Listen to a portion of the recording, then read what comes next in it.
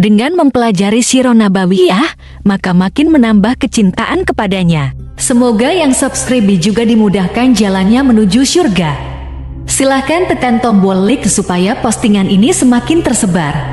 Dan tulis doa serta hajat pemirsa di kolom komentar. Semoga semakin banyak yang mengaminkan, maka semakin cepat terkabul. Nabi Sulaiman alaihi salam adalah manusia terkaya sepanjang sejarah kehidupan manusia di muka bumi. Dalam beberapa kitab suci seperti Al-Quran, Alkitab, dan Injil, Nabi Sulaiman alaihi salam dijelaskan sebagai manusia terkaya yang pernah hidup di muka bumi. Tidak ada satupun manusia yang bisa mengalahkan total kekayaannya hingga hari kiamat tiba. Para arkeolog telah menemukan situs peninggalan sejarah Islam yang mengungkap total kekayaan Nabi Sulaiman alaihi salam.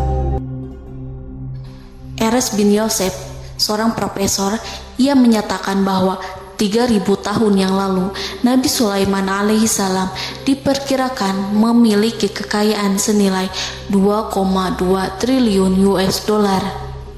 Dan bila dikonversikan dengan nilai mata uang dolar hari ini, jika dirupiahkan, maka nilainya setara dengan 32.891.870 triliun rupiah. Profesor tersebut juga menjelaskan bahwa kekayaan Nabi Sulaiman alaihi salam berasal dari dua sumber, yakni istana kerajaan dan tambang tembaga. Nilai itu berkali-kali lipat lebih banyak dari total kekayaan negara Indonesia yang hanya mencapai 11.454 triliun per 30 Desember 2021. Nabi Sulaiman alaihi salam memiliki beberapa mukjizat. Di antaranya adalah dapat berbicara dengan bahasa binatang. Beliau dapat memerintah mereka untuk melakukan sesuatu. Beliau juga dapat mengendalikan besar kecilnya tekanan angin dan dapat mengatur ke arah mana angin akan berhembus. Sehingga dengan itu Nabi Sulaiman dapat memanfaatkan angin sebagai kendaraannya dan juga kendaraan tentaranya. Nabi Sulaiman juga bisa melunakkan besi dan membentuknya menjadi pakaian perang yang anti tusukan senjata tajam. Nabi Sulaiman juga memimpin para jin. Mereka tunduk dan patuh pada perintah Nabi Sulaiman alaihi salam. Tidak hanya setan, iblis laknatullah yang merupakan makhluk pembangkang dapat dibuat tunduk bertekuk lutut pada perintah-perintah Nabi Sulaiman. Nabi Sulaiman bisa melakukan teleportasi, yaitu berpindah dari suatu tempat ke tempat yang lain dalam waktu singkat. Peristiwa itu dibuktikan dengan pemindahan singgasana Ratu Balqis atas perintah Nabi Sulaiman. Nabi Sulaiman dikenal sebagai raja yang adil dan bijaksana. Nabi Sulaiman diberkahi kecerdasan yang luar biasa untuk menyatu padukan segenap kekuatan yang Allah berikan kepadanya. Ia mengelola dan membawa kerajaannya menjadi kekuatan raksasa yang tak terkalahkan di masanya dengan segenap kemampuan yang dimilikinya. Tentara Nabi Sulaiman adalah tentara terkuat di bumi tanpa ada yang menandingi. Pertanyaan mendasar yang muncul kali ini adalah dari mana sumber kekayaan dan kekuatan Nabi Sulaiman alaihi salam? Untuk mendapatkan jawaban dari pertanyaan ini, simak video ini sampai selesai. Sebelum itu, mari bantu channel ini terus berkembang dengan cara subscribe dan nyalakan tanda loncengnya. Berikan komentar yang positif dan berikan like serta share video ini. Bismillahirrahmanirrahim. Sungguh kami benar-benar telah menganugerahkan ilmu kepada Daud dan Sulaiman. Keduanya berkata, segala puji bagi Allah yang melebihkan kami dari kebanyakan hamba-hambanya yang mukmin. Sulaiman telah mewarisi Daud dan dia berkata, wahai manusia, kami telah diajari untuk memahami bahasa burung dan kami dianugerahi segala sesuatu. Sesungguhnya semua ini benar-benar karunia yang nyata. Quran Surat An-Naml ayat 15-16. Saudara-saudaraku yang dirahmati Allah, pada ayat di atas disebutkan bahwa Sulaiman telah mewarisi Daud. Nabi Sulaiman mewarisi Nabi Daud dalam sisi kenabian dan kekuasaan, bukan mewarisi harta, karena para nabi tidak mewariskan harta. Sebab sepeninggalan mereka, harta para nabi menjadi sedekah bagi orang-orang yang ada di sekitarnya, yaitu orang-orang fakir dan orang-orang yang membutuhkan. Dan harta para nabi tidak dikhususkan bagi kalangan keluarganya. Rasulullah Shallallahu Alaihi Wasallam bersabda, "Kami para nabi tidak mewariskan. Nabi Sulaiman mewarisi kenabian dari Nabi Daud. Ini adalah hal yang jelas. Allah telah memilihnya sebagai nabi dari Bani Israel. Begitu juga Allah telah memberinya kekuasaan kerajaan sehingga ia menjadi pemimpin Bani Israel." Barangkali sesuatu yang paling penting yang diwarisi oleh Nabi Sulaiman dari Nabi Daud adalah tradisi militer. Kemajuan militer yang dahsyat telah berpindah kepada Nabi Sulaiman. Nabi Daud sebenarnya adalah seorang pengembala kambing yang sangat miskin, tetapi seiring dengan perjalanan waktu, ia menjadi komandan pasukan tiada tanding. Nabi Daud alaihi salam mengetahui bahwa kekuatan hakiki yang mengatur alam semesta adalah kekuatan Allah. Ketika Nabi Daud mengulurkan tangannya dan memegang potongan batu, lalu beliau melemparkannya dengan ketepel ke arah Jalut, kepala Jalut retak dan ambruk menghantam tanah. Ini sebagai bentuk demonstrasi kekuatan darinya. Kehadiran Nabi Daud mengubah pasukan Bani Israel, di mana mereka sebelumnya lari jika berhadapan dengan musuh. Maka kini keberadaan mereka mulai diperhitungkan di masa hidupnya. Nabi Daud mengalami peperangan yang sangat banyak, tapi Al-Quran tidak menceritakan secara terperinci. Hal itu dikarenakan karena Al-Quran adalah kitab dakwah di jalan Allah, bukan kitab sejarah. Al-Quran hanya menceritakan di dalam Al-Quran surat Shad ayat 20, "Dan kami kuatkan kerajaannya, kerajaan Daud." Ayat tersebut berarti bahwa Nabi Daud belum terkalahkan dalam peperangan yang diikutinya. Di samping dukungan yang Allah berikan kepadanya, juga pasukan dan rakyatnya, di mana mereka adalah orang-orang yang bertauhid, menyerahkan diri kepada Allah. Allah Subhanahu wa Ta'ala mengajarkan kepada Nabi Daud hal-hal yang menjadikan pasukannya memiliki keistimewaan yang dengannya mereka dapat mengalahkan pasukan-pasukan lain, pasukan-pasukan besar yang ada di bumi pada saat itu. Allah Subhanahu wa Ta'ala berfirman dalam surat Saba ayat 10, "Dan kami telah melunakkan besi untuknya." Baju besi mungkin akan menjadi masalah dalam benak kita. Ketika orang-orang yang berperang, baju besi cukup mengganggu gerakan mereka. Kita bisa membayangkan ketika ada dua orang berperang, salah satu dapat bergerak bebas, sementara yang lainnya tidak leluasa bergerak karena tertahan dengan pakaiannya. Namun, dengan kekuasaan Allah, Nabi Daud dapat melunakkan besi dan membuat baju besi yang ringan, yang mudah untuk digunakan. Ini adalah kemajuan penting yang Allah berikan kepada Nabi Daud dan tentaranya. Kemajuan itu kemudian diajarkan, diwariskan dan dimiliki oleh Nabi Sulaiman alaihi salam. Nabi Sulaiman memiliki pasukan dahsyat yang melebihi pasukan manapun di bumi saat itu, atau bahkan mungkin saat ini. Bahkan Allah menambahkan karunia-Nya kepada Nabi Sulaiman yang disebutkan dalam Al-Quran surat An-Naml ayat 16.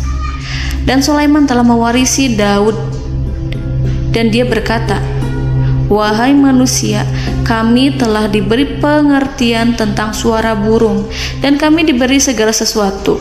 Sesungguhnya ini benar-benar suatu karunia yang nyata.'" Saudara-saudaraku yang dirahmati Allah, pada suatu hari Nabi Sulaiman alaihi salam menengadahkan tangannya dan berdoa kepada Allah Subhanahu wa Ta'ala. Antara hati Nabi dan Allah tidak ada penghalang, tidak ada jarak, tidak ada sekatan waktu, tidak ada satupun dari para nabi yang berdoa kepada Allah kecuali doanya pasti dikabulkan. Doa Nabi Sulaiman alaihi salam direkam dalam Al-Quran surat Shad ayat 35. Nabi Sulaiman berkata, "Ya Tuhanku, ampunilah aku, anugerahkanlah kepadaku kerajaan yang tidak dimiliki oleh seorang pun sesudahku." Nabi Sulaiman menginginkan dari Allah sesuatu kerajaan yang belum pernah diperoleh oleh siapapun setelahnya. Allah Subhanahu wa Ta'ala mengabulkan doa Nabi Sulaiman dan memberinya kerajaan tersebut. Nabi Sulaiman mewarisi kekuasaan, kenabian, hikmah ilmu dari Nabi Daud alaihi salam. Orang-orang menyebut Nabi Sulaiman Al-Hakim, Sulaiman yang bijaksana. Kebijaksanaan Nabi Sulaiman tidak terbatas pada keadilannya di tengah-tengah manusia dan juga kasih sayangnya kepada mereka. Namun, kebijaksanaan Nabi Sulaiman juga berlaku di kalangan burung dan binatang lainnya. Nabi Daud juga mengenal bahasa burung, tetapi Nabi Sulaiman dapat berbicara dengan bahasa burung. Bahkan, ia dapat menggantikannya sebagai pembantunya. Ketika Nabi Daud bertasbih di gunung, burung-burung serta binatang buas ikut bertasbih bersamanya. Bahkan angin pun berhenti untuk mendengarkan tasbih itu. Sedangkan Nabi Sulaiman alaihi salam, Allah Subhanahu wa Ta'ala memberinya karunia lebih dari itu, di mana binatang-binatang buas tunduk padanya, begitu juga angin dan burung. Saudara-saudaraku yang dirahmati Allah, Nabi Sulaiman alaihi salam mampu mendengarkan bisikan semut yang berbicara kepada sesama mereka. Bahkan, ia mampu memerintahkan semut tersebut sehingga semut itu menjadi taat pada perintahnya. Pasukan Nabi Sulaiman memiliki kekuatan yang sangat dahsyat.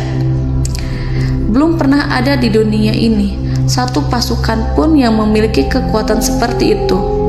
Kekuatan Nabi Sulaiman berasal dari beberapa kombinasi yang sangat mengagumkan, sehingga karenanya ia tidak dapat tertandingi. Kekuatan itu terdiri dari manusia, binatang-binatang, jin, dan lain sebagainya. Kita mengetahui bahwa jin adalah makhluk Allah dan manusia tidak mampu melihatnya atau menghadirkannya atau meminta pertolongan kepadanya. Sedangkan Nabi Sulaiman telah diberi Allah suatu kemampuan untuk menundukkan jin, mempekerjakan mereka sebagai tentara di tengah-tengah peperangan. Bahkan ia mampu menjadikan mereka sebagai pekerja-pekerja kasar di kerajaannya saat tidak ada peperangan. Oleh sebab itu, ketika ada pasukan lain yang mencoba melawan pasukan Nabi Sulaiman, mustahil mereka akan mendapatkan kemenangan. Bahkan pasukan Nabi Sulaiman diperkuat oleh pasukan burung. Burung di pasukan Nabi Sulaiman memerankan tugas penting, yaitu menjadi agen intelijen. Kita mengetahui bahwa peranan informasi saat peperangan adalah hal yang penting. Dari informasi tersebut, pasukan dapat mengetahui keadaan lawannya. Demikianlah peranan burung pada pasukan Sulaiman.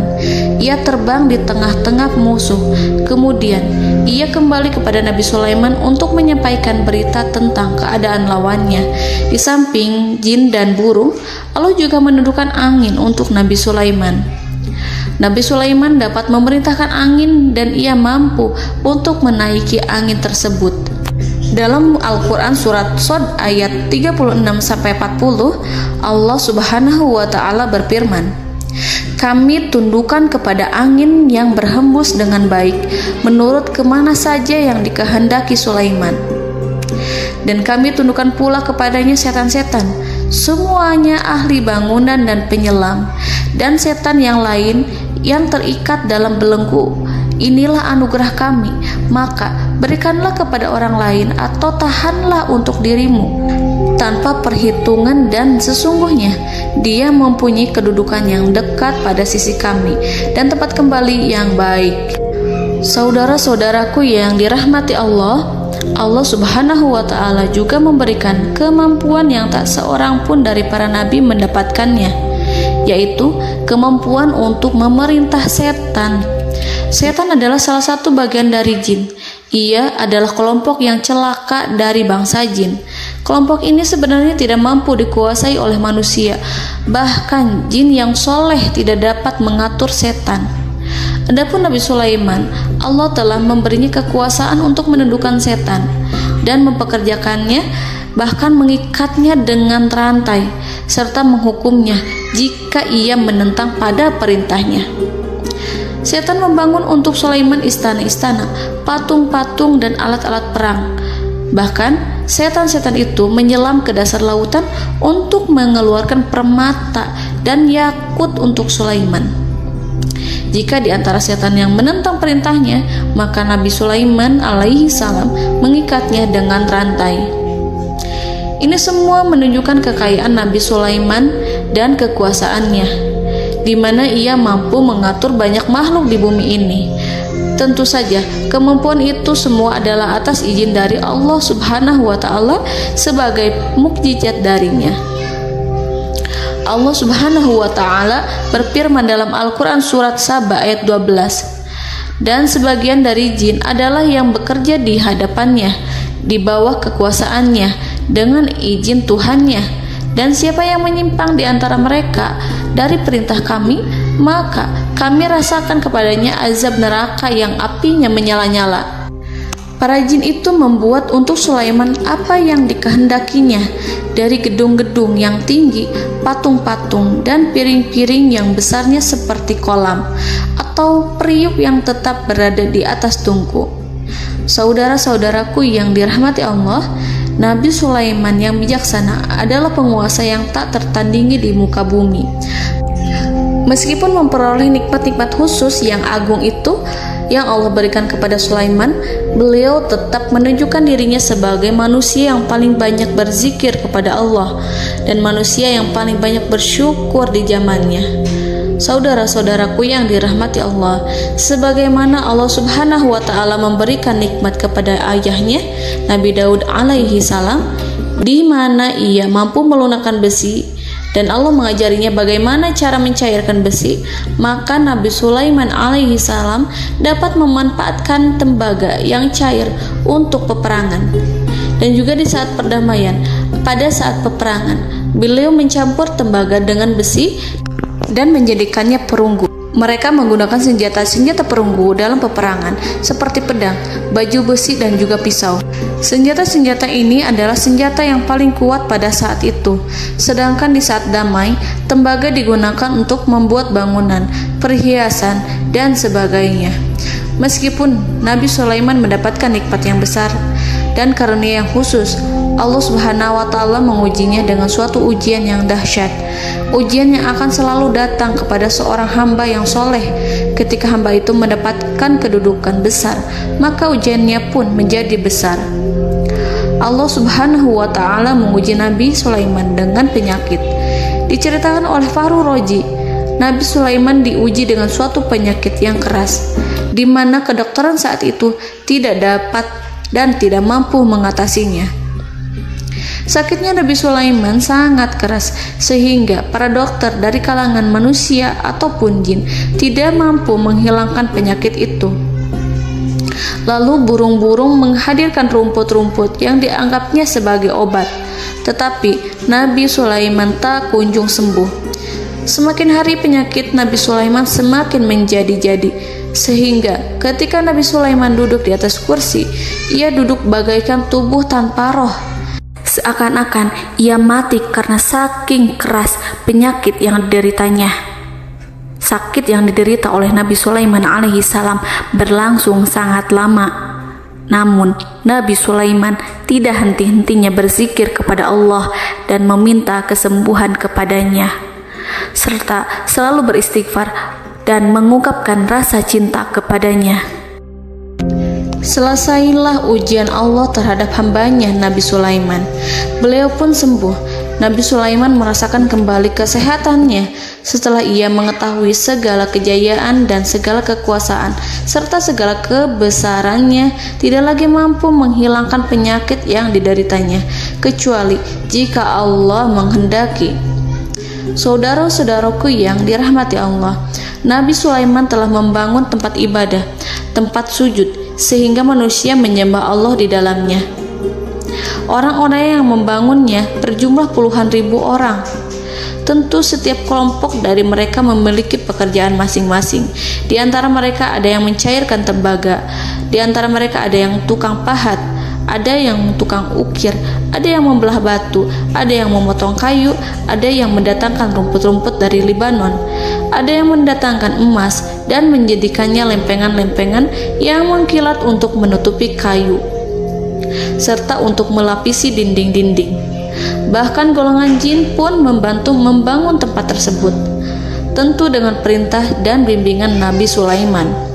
Mereka membuat patung-patung yang besar, membuat bejana yang besar untuk tempat makan para tentara dan pekerja, yaitu bejana seperti gunung. Karena saking berat dan besarnya, mereka juga membuat tempat-tempat minum yang besarnya seperti kolam.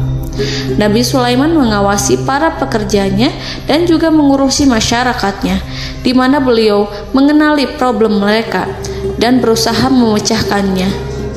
Beliau juga mengawasi pasukan dari kalangan binatang dan burung.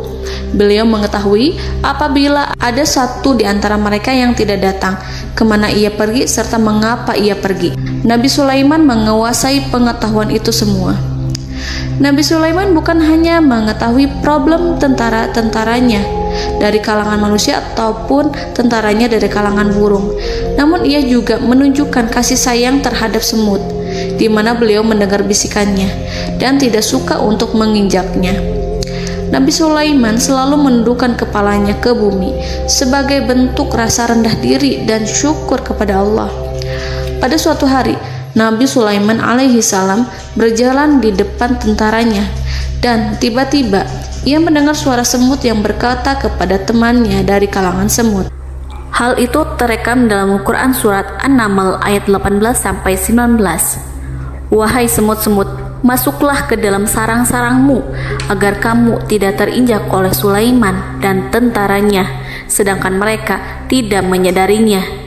Nabi Sulaiman alaihi salam tersenyum mendengar itu dan ia berdoa, "Ya Allah, ya Tuhanku, berilah aku ilham untuk tetap mensyukuri nikmat-Mu yang telah Engkau anugerahkan kepadaku dan kepada kedua orang ibu bapakku, dan untuk mengerjakan amal soleh yang Kau ridhoi, dan masukkanlah aku ke dalam rahmat-Mu, ke dalam golongan hamba-hamba-Mu yang soleh."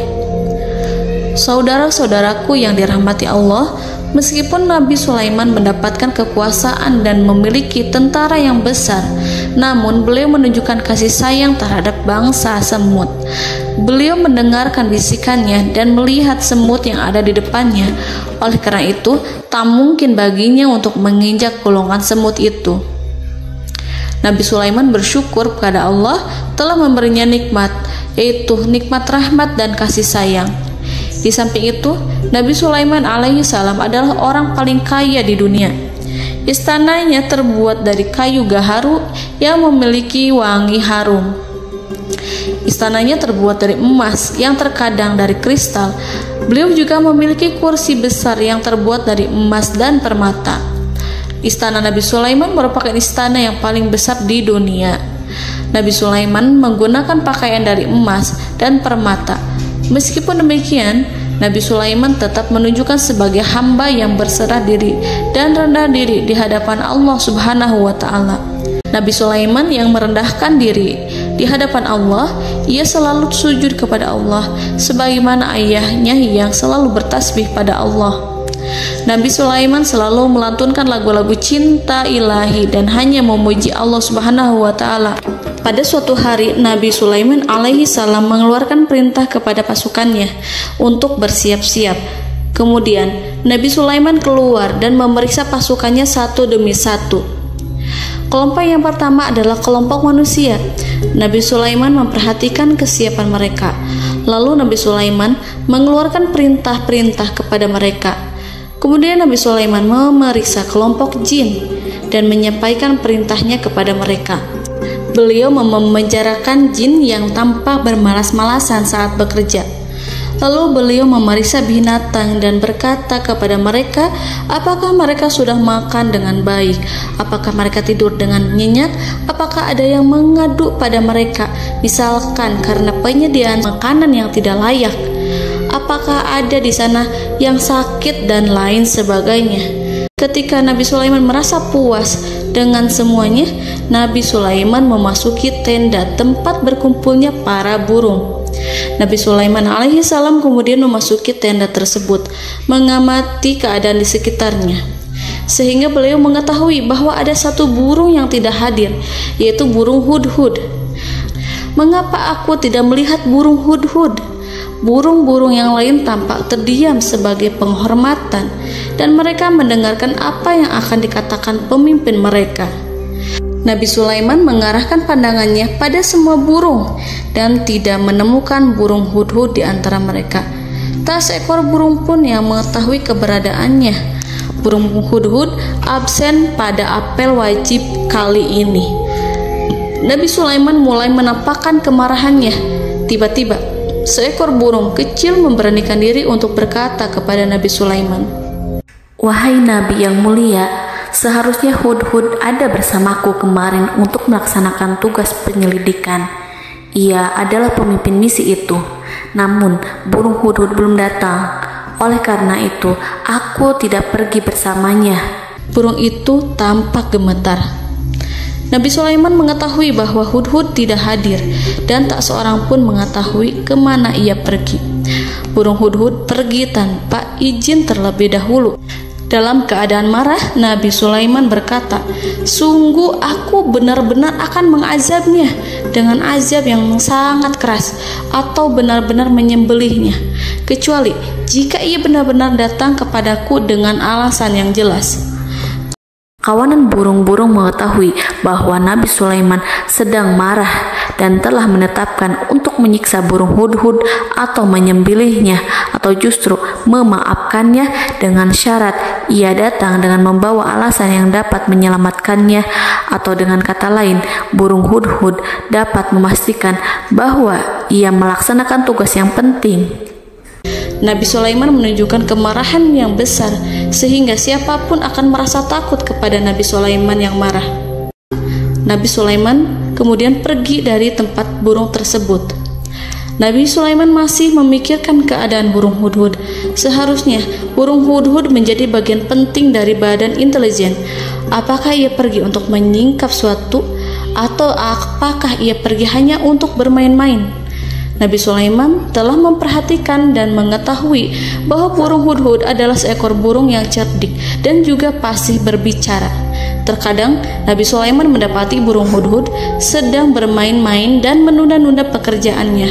Namun ketika Nabi Sulaiman melihatnya, burung hudhud memahami bahwa perbuatannya tidak benar.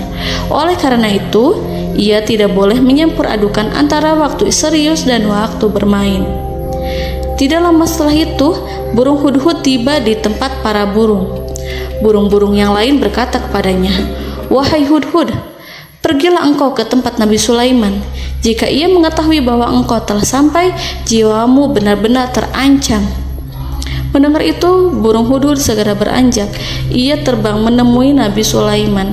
Pada waktu itu, Nabi Sulaiman sedang duduk bersama tentaranya yang lain. Burung hudhud berdiri.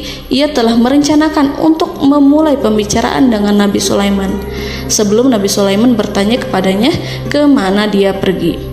Ini sebagai bukti bahwa hudhud telah melaksanakan suatu tugas yang penting.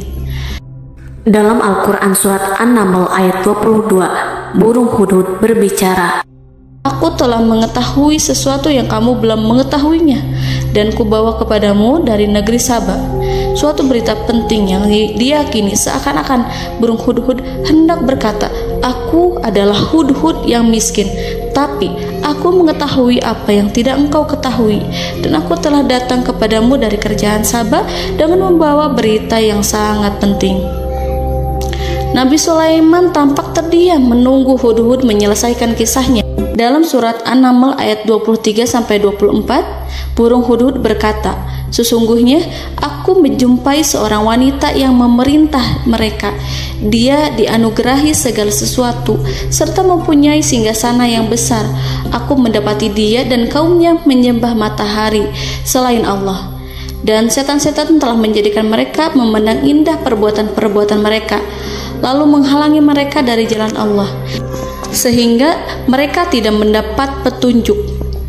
Burung hudhud diam.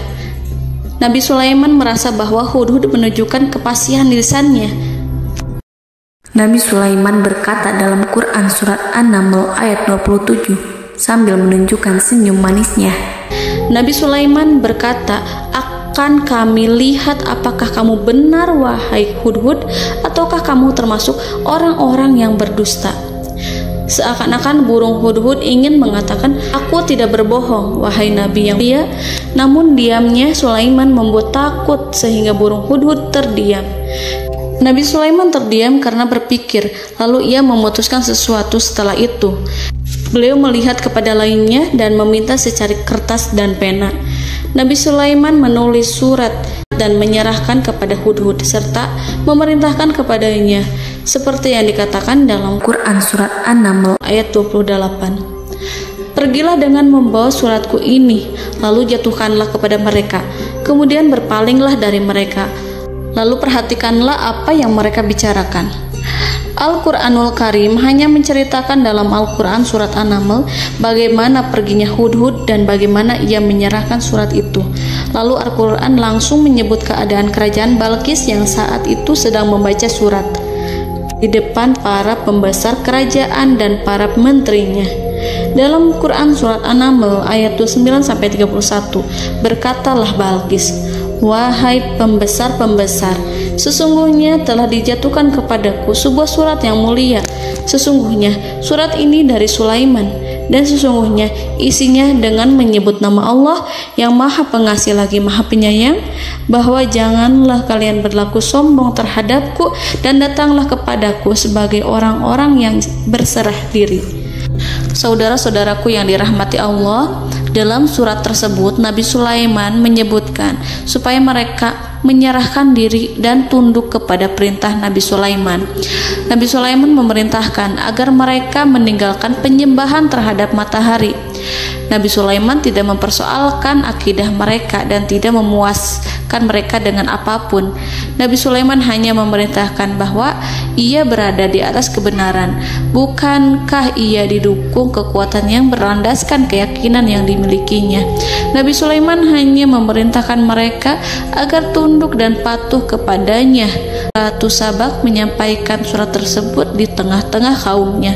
Dalam Quran surat An-Naml ayat 32 dijelaskan, "Dan berkatalah Balqis, wahai para pembesar, berilah aku pertimbangan dalam urusanku ini. Aku tidak pernah memutuskan sesuatu persoalan sebelum kamu berada dalam majelisku." Saudara-saudaraku yang dirahmati Allah, para pembesar istana Balqis menentang surat tersebut. Isi surat itu membangkitkan kesombongan kaum Sabak, di mana mereka merasa lebih kuat. Mereka mengetahui bahwa di sana ada seorang yang mencoba menentang mereka dan mengisyaratkan peperangan kepada mereka. Lalu ia meminta kepada mereka untuk memenuhi syarat-syaratnya sebelum terjadinya peperangan dan kekalahan. Dalam surat An-Naml ayat 33, mereka menjawab, "Kita adalah orang-orang yang memiliki kekuatan dan juga memiliki keberanian yang sangat besar dalam peperangan, dan keputusan berada di tanganmu, wahai ratuku. Maka pertimbangkanlah apa yang akan kamu perintahkan." Saudara-saudaraku yang dirahmati Allah, para pembesar kaum Sabak seakan ingin berkata, "Kita siap untuk melaksanakan perang." Tampaknya ratu itu memiliki kebijakan yang lebih baik dari pembesar kaumnya. Surat Sulaiman itu membuatnya berpikir lebih jernih dan lebih berhati-hati. Ia berusaha sebisa mungkin menghindari peperangan. Ratu itu berpikir dalam tempo yang lama. Nama Sulaiman tidak diketahuinya dan ia pun belum pernah mendengarnya. Oleh karena itu, Ratu kaum Saba tidak mampu mengetahui dan mendeteksi seberapa besar kekuatan Nabi Sulaiman. Boleh jadi Nabi Sulaiman memiliki kekuatan yang dahsyat, sehingga ia mampu memerangi kekuasaannya dan mengalahkannya. Kemudian Ratu memperhatikan apa yang ada di sekelilingnya. Ia melihat kemajuan masyarakatnya dan juga kekayaannya. Barangkali ia mengira bahwa Nabi Sulaiman iri terhadap kemajuan dan kekayaannya itu, sehingga Nabi Sulaiman ingin menyerangnya. Setelah mempertimbangkan isi surat Nabi Sulaiman dengan cermat, Ratu Saba memilih untuk tidak bersikap ceroboh dan bodoh. Ratu lebih suka untuk menggunakan bahasa kelembutan. Ia mengirim kepada Nabi Sulaiman suatu hadiah yang besar. Ratu mengira bahwa Nabi Sulaiman seorang yang ambisius, yang boleh jadi ia telah mendengar tentang kekayaan kerajaan Saba. Para utusan pergi dengan membawa hadiah dari Ratu Saba. Ratu berharap agar mereka dapat memasuki kerajaan Nabi Sulaiman dan akan mengetahui kondisi kerajaannya. Saat mereka pulang, Ratu ingin mendengar secara langsung dari mereka tentang bagaimana keadaan kaum Nabi Sulaiman dan pasukannya. Setelah mendapatkan informasi yang cukup, maka Ratu Balqis dapat membuat sesuatu keputusan yang tepat. Ratu menyembunyikan apa yang terlintas dalam pikirannya, lalu ia berbicara kepada pembesar istananya bahwa ia dapat menyingkap niat jahat Raja Sulaiman melalui cara mengirimkan hadiah kepadanya. Ratu lebih memilih cara tersebut dan menunggu reaksi dari Nabi Sulaiman. Ratu berhasil memuaskan para pembesar istana, dan untuk sementara ia menghilangkan ide untuk berperang. Karena para raja jika menyerang suatu desa, maka pemimpin desa tersebut adalah orang yang paling banyak mendapatkan kehinaan. Akhirnya, para pembesar kaumnya merasa puas dengan pikiran Ratu Balqis. Saudara-saudaraku yang dirahmati Allah, dalam surat An-Naml ayat 34-35 dijelaskan, Ratu Balqis berkata, "Sesungguhnya raja-raja apabila memasuki suatu negeri, niscaya mereka akan membinasakannya dan menjadikan penduduknya yang mulia menjadi hina, dan demikian pula lah yang akan mereka perbuat. Dan sesungguhnya aku akan mengirim utusan kepada mereka dengan membawa hadiah, dan aku akan menunggu apa yang akan dibawa kembali oleh utusan itu." Kemudian sampailah hadiah dari Ratu Balqis kepada Nabi Sulaiman. Para intelijen Nabi Sulaiman memberitahunya bahwa utusan Balqis datang dengan membawa hadiah. Nabi Sulaiman langsung mengetahui bahwa Ratu Balqis itu sengaja mengirim orang-orangnya untuk mengetahui atau untuk mendapatkan informasi tentang kekuatannya. Lalu setelah itu ia akan mengambil keputusan atau mengambil sikap kepada kerajaan Sulaiman. Nabi Sulaiman segera memanggil semua pasukannya untuk berkumpul. Utusan Balqis segera memasuki istana Nabi yang dipenuhi dengan pasukan yang besar bersenjata. Melihat itu, utusan Ratu Balqis tercengang dan terkejut ketika mereka melihat kekayaan yang mereka bawa tidak ada apa-apanya dibandingkan dengan kerajaan Nabi Sulaiman. Hadiah mereka tampak tidak berarti. Emas yang mereka bawa tampak tidak memiliki makna saat mereka memasuki istana Nabi Sulaiman yang terbuat dari kayu-kayu pohon gaharu yang mengeluarkan bau yang harum serta dihiasi dengan emas permata. Para utusan Ratu Balqis berdiri bersama Nabi Sulaiman dan menyaksikan bagaimana Nabi Sulaiman mengendalikan pasukannya. Kemudian mereka mulai berpikir tentang kekuatan dan kualitas pasukan Nabi Sulaiman. Betapa kagetnya mereka ketika melihat di tengah-tengah pasukan itu terdapat singa, burung, dan tentara dari kalangan manusia yang mampu terbang. Mereka pun sadar bahwa mereka di hadapan pasukan yang tiada tandingannya. Selesailah demonstrasi pasukan Nabi Sulaiman. Kemudian para utusan ratu dipersilahkan maju ke tempat hidangan makanan. Para utusan itu sangat terkejut ketika melihat berbagai macam makanan dari penjuru dunia ada di depannya. Dan di antara makanan itu terdapat pula makanan yang biasa ditemukan di negeri mereka. Tetapi mereka melihat bahwa makanan itu memiliki rasa yang lebih istimewa. Selain itu, Piring-piring yang ada di terbuat dari emas, dan mereka dilayani oleh laki-laki yang berhias dengan emas.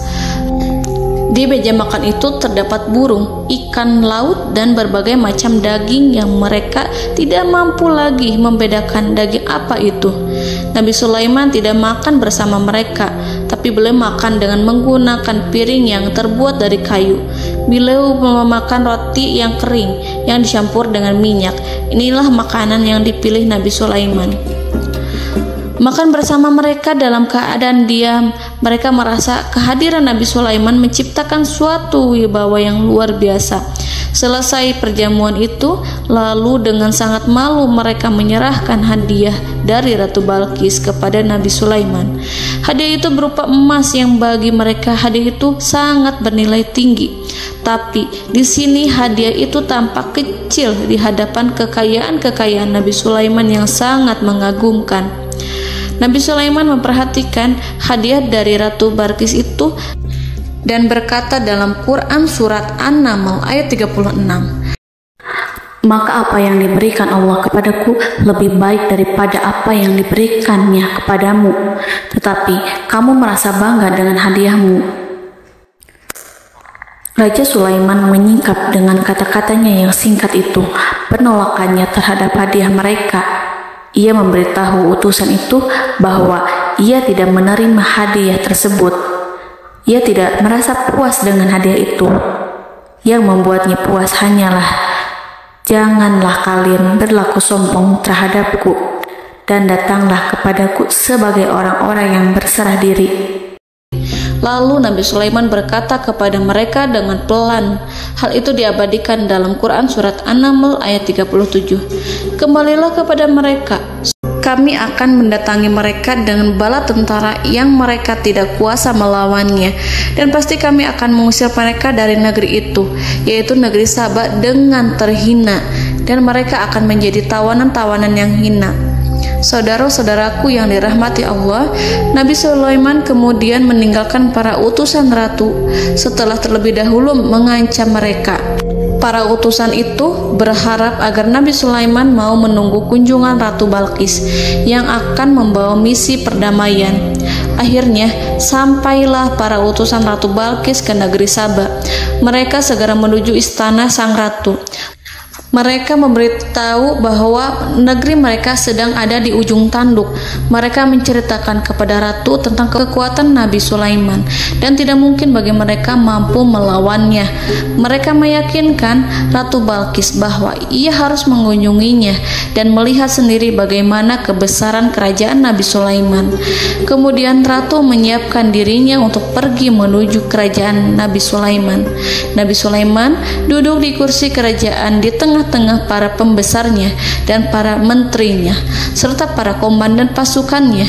Beliau berpikir tentang sosok Ratu Balqis. Nabi Sulaiman mengetahui bahwa Ratu Balqis menuju tempatnya. Balqis dikelilingi rasa takut. Nabi Sulaiman berpikir sejenak tentang bagaimana matahari disembah. Ia memikirkan bagaimana informasi yang diterima oleh intelijennya tentang kemajuan kerajaan Balqis dalam bidang kesenian dan ilmu pengetahuan. Nabi Sulaiman bertanya kepada dirinya sendiri, apakah kemajuan menjadi penghalang untuk mengetahui kebenaran? Apakah ratu itu senang dengan kekuatan yang dicapainya? Dan ia membayangkan bahwa kekuatannya adalah segalanya.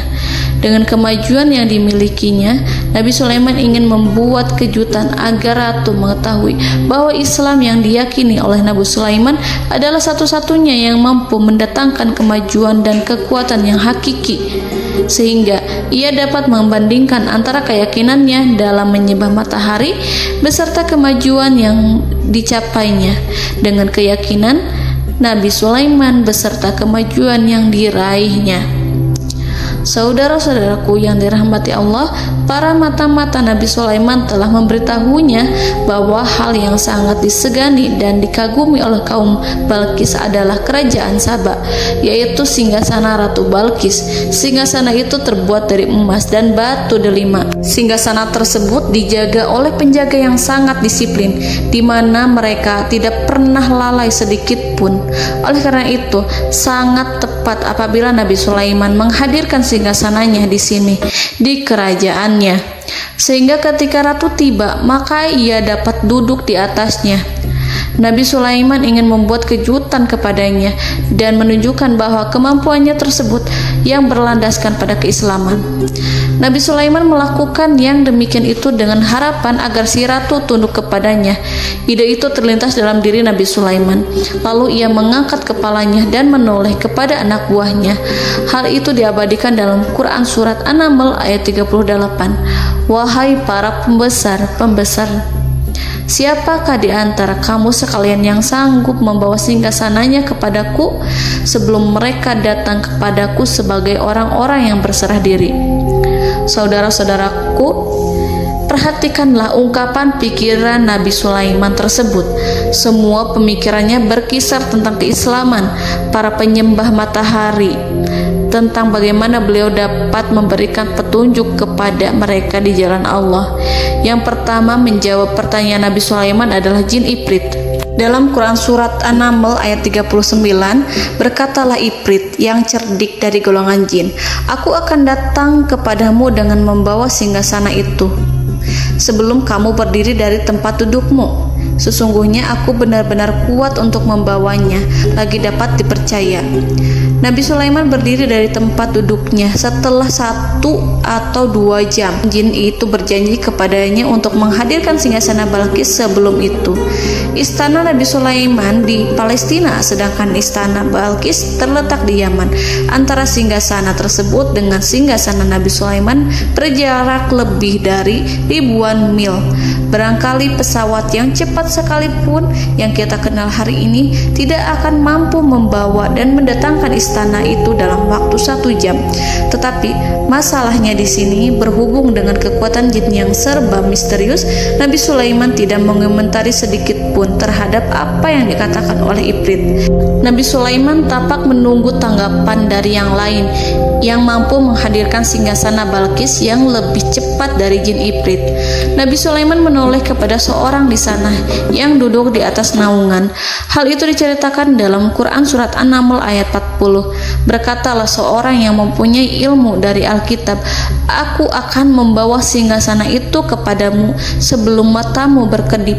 Maka tatkala Sulaiman melihat singgasana itu terletak di hadapannya, ia pun berkata, ini termasuk karunia Tuhanku untuk menguji aku. Apakah aku akan bersyukur atau mengingkari nikmatnya? Dan barang siapa yang bersyukur, maka sesungguhnya dia bersyukur untuk kebaikan dirinya sendiri. Dan barang siapa yang ingkar, maka sesungguhnya Tuhanku maha kaya lagi maha mulia. Saudara-saudaraku, belum lama seorang yang mempunyai ilmu dari Alkitab menyatakan kalimatnya, sehingga singgasana itu tiba-tiba ada di depan Nabi Sulaiman yang mampu menghadirkan singgasana itu lebih cepat dari kedipan mata. Al-Quranul Karim tidak menyingkap kepribadian seorang yang menghadirkan singgasana itu. Al-Quran hanya menggarisi bahwa orang itu mempunyai ilmu dari Alkitab. Al-Quran tidak menjelaskan kepada kita apakah ia seorang malaikat ataukah manusia ataukah jin. Al-Quran sengaja tidak menyingkap informasi tersebut. Saudara-saudaraku yang dirahmati Allah, setelah melihat singgasana itu, Nabi Sulaiman bersyukur kepada Allah. Ia mulai memperhatikan singgasana sang ratu. Singgasana tersebut merupakan simbol pembangunan dan juga kemajuan, tetapi tampaknya ia hanya sesuatu yang biasa saja jika dibandingkan dengan kekuasaan dan kebesaran ciptaan yang dibuat oleh manusia jin di kalangan istana Nabi Sulaiman. Nabi Sulaiman memikirkan dalam tempo yang lama singgasana Ratu Balkis itu.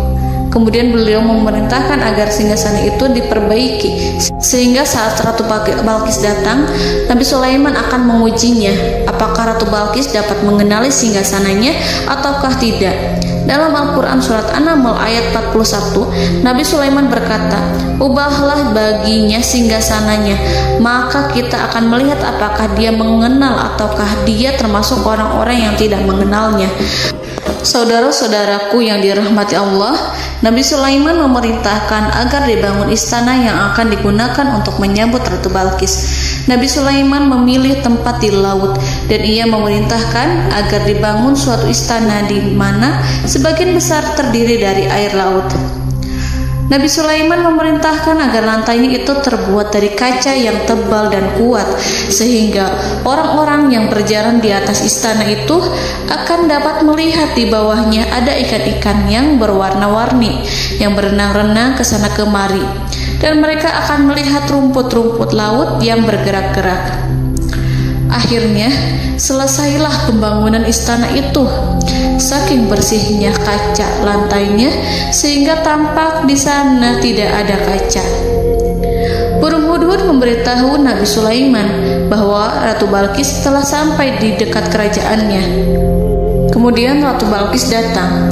Al-Quran tidak menyebutkan keadaan Nabi Sulaiman saat menyambut Balqis, namun Al-Quran menunjukkan dua sikap Ratu Balqis ketika pertama kali datang. Yang pertama, bagaimana sikap Ratu Balqis ketika pertama kali melihat singgasananya yang datang mendahuluinya, padahal ia telah meninggalkan pengawalnya untuk setia menjaga singgasana itu. Keadaan kedua adalah keadaan ketika di depan istana yang dibangun untuk menyambut Ratu Balqis. Istana itu penuh dengan permata dan banyak ikan berenang di bawahnya. Dalam Quran surat An-Naml ayat 42 dijelaskan, dan ketika Balqis datang, ditanyakanlah kepadanya, "Serupa inikah singgasanamu?" Balqis menjawab, "Seakan-akan singgasana ini adalah singgasanaku. Kami telah diberi pengetahuan sebelumnya dan kami adalah orang-orang yang berserah diri." Saudara-saudaraku, pada dialek di atas, Balqis melihat singgasananya dan ia tercengang saat mengetahui bahwa itu adalah singgasana miliknya. Namun kemudian ia mulai ragu karena melihat tidak sepenuhnya itu singgasana miliknya. Jika itu benar-benar miliknya, lalu bagaimana ia datang mendahuluinya? Dan bila bukan singgasananya, maka bagaimana Sulaiman dapat meniru sepersis dan seteliti itu? Padahal Sulaiman tidak pernah sekalipun ke kerajaannya. Nabi Sulaiman berkata saat melihat Balqis mengamati singgasananya, "Apakah ini singgasanamu?" Balqis terlihat sangat kebingungan, namun setelah itu ia menjawab, "Sepertinya benar." Nabi Sulaiman berkata, "Kami telah diberi ilmu sebelumnya dan kami sebagai orang-orang muslim." Saudaraku yang dirahmati Allah, melalui pertanyaan Nabi Sulaiman ingin mengisyaratkan kepada Balqis agar ia membandingkan antara keyakinannya beserta ilmu yang dicapainya dengan keyakinan Nabi Sulaiman yang muslim beserta pengetahuan yang telah diraihnya. Penyembahan terhadap matahari dan pencapaian ilmu yang dicapai oleh Ratu Balqis tanpa tidak ada apa-apanya dibandingkan dengan ilmu Nabi Sulaiman dan keislamannya. Nabi Sulaiman telah mendahuluinya dalam bidang ilmu karena keislamannya. Karena itu, sangat mudah baginya untuk mengungguli Balqis dalam ilmu-ilmu yang lainnya. Demikianlah yang disyaratkan dalam pertanyaan Nabi Sulaiman kepada Ratu Balqis. Ratu Saba itu mengetahui bahwa ini adalah singgasananya, di mana singgasana itu datang lebih dahulu daripada dirinya. Beberapa bagian darinya telah diubah saat Balqis masih di perjalanan menuju ke tempat Nabi Sulaiman. Ia berpikir kemampuan apa yang dimiliki Nabi Sulaiman. Ratu Balqis tercengang melihat apa yang disaksikannya, yang berupa buah dari keimanan Nabi Sulaiman dan hubungannya dengan Allah Subhanahu wa Ta'ala. Sebagaimana Balqis juga tercengang ketika melihat kemajuan di bidang ilmu pembangunan, seni, dan ilmu-ilmu yang lainnya. Maka ia tidak lebih kagum lagi saat melihat hubungan yang kuat antara keislaman Nabi Sulaiman dengan ilmunya, serta kemajuan yang diraihnya. Dalam Al-Quran surat An-Naml ayat 43 dijelaskan Dan apa yang disembahnya selama ini selain Allah mencegahnya untuk melahirkan keislamannya, karena sesungguhnya ia terdahulu termasuk orang-orang yang kafir. Saudara-saudaraku yang dirahmati Allah, bergoncanglah dalam benak Balqis ribuan hal ketika melihat keyakinan kaumnya runtuh di hadapan Nabi Sulaiman. Ia menyadari matahari yang disembahnya hanya merupakan ciptaan Allah, dan Allah lah yang menggerakkannya untuk hamba-hambanya. Lalu terbitlah matahari kebenaran dalam dirinya. Hatinya diterangi oleh cahaya baru yang tidak akan tenggelam seperti tenggelamnya matahari. Masa keislamannya hanya menunggu waktu. Ratu Balqis memilih waktu yang tepat untuk mengumumkan keislamannya. Allah Subhanahu wa Ta'ala berfirman dalam Quran Surat An-Naml ayat 44. Dikatakan kepadanya, masuklah ke dalam istana. Maka tatkala ia melihat lantai istana itu, dikiranya kolam air yang besar dan disingkapnya dua betisnya.